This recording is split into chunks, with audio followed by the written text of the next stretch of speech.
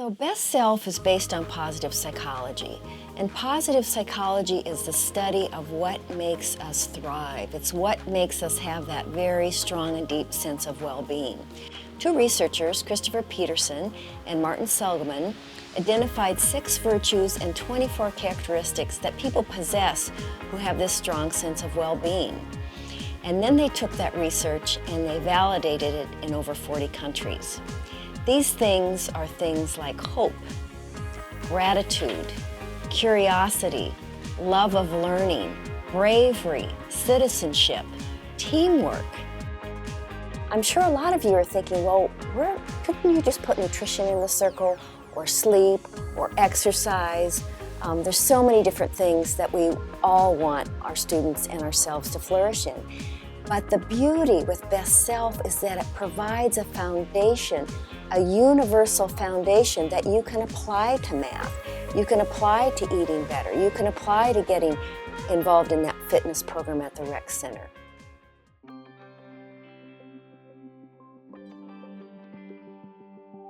Before Best Self, it was kind of felt like a huge project that I was tackling on, and it wasn't as focused. And now with Best Self, I can take one step at a time and really define my goals before I go and change my life, and it can change my life in small ways that really add up over time.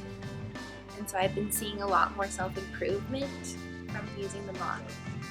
I think it helps me to understand people, even though at first I may snap to a judgment, but then I think about the way they, what their world might be like and what they're going through, and just understanding that or processing that helps me to appreciate the beauty in all people. So it puts me at ease, and anyway, I feel like those things are all a gift.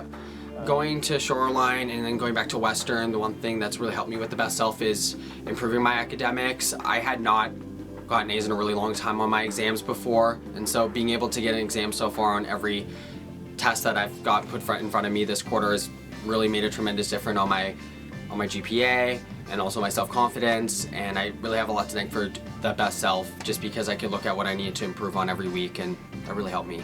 Well, I've really appreciated the Best Self model as a way of really reframing how we think about students' abilities and challenges. I had the chance to sit in on Catherine's leadership and facilitation of a Boys in the Boat discussion. And the Boys in the Boat provides such a perfect framework for talking about Best Self.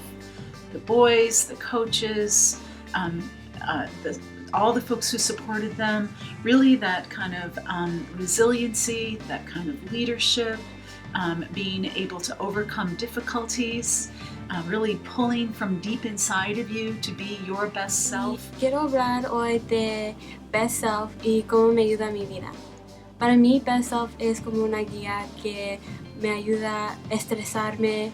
Si estoy estresada, me ayuda a tener relaciones con mí misma y con otros que sean mejores. Yo también estoy de acuerdo con Odessa. Yo también uso el Best Self como guía para mejorar las situaciones en que me siento estresada, nerviosa, a veces enojada.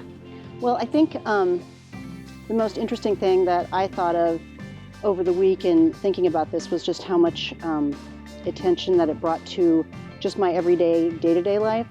I think that most of us just kind of go through our day and respond to situations kind of automatically.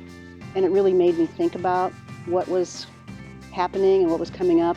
And I felt like it made me feel a little bit stronger about having some tools to deal with whatever. Like I was almost kind of like, okay, bring something on, because here's some possibilities that I can approach this with in a different way. I am immensely grateful to be a part of Best Self. It has gifted me the opportunity to feel a part of Western almost immediately upon coming here. I am just so moved by the individuals who are all working to improve their well-being, and I think Best Self gives individuals an opportunity to have a guide for doing that.